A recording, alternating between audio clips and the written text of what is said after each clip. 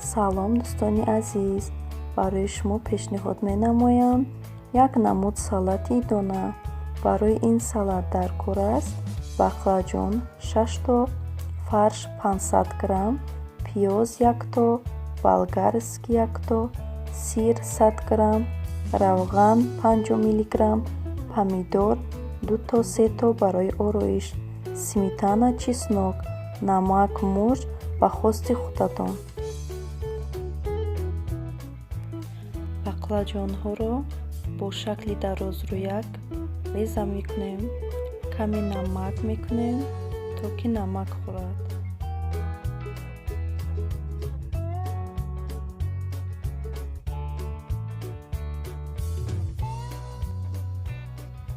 То намак хӯрдани баклаҷонҳо, фаршро бо пиёз ҳамроҳ мекунем.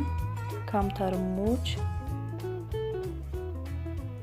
намак ҳамроҳ мекунем. Кадом приправа ки хоҳед, ҳамонро ҳамроҳ мекунед. Ҳамашро якҷоя мекунем.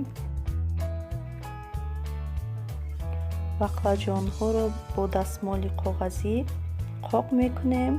Оби зиёдатиашро ва фаршро дар мобайни баклаҷонҳо бо болгарский мегузорем. Бо ҳамин тарз маҳкам мекунем.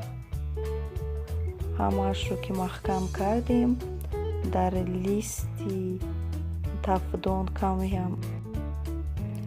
каме равған мекунем ва болои баклаҷонҳоро кам равған мекунем.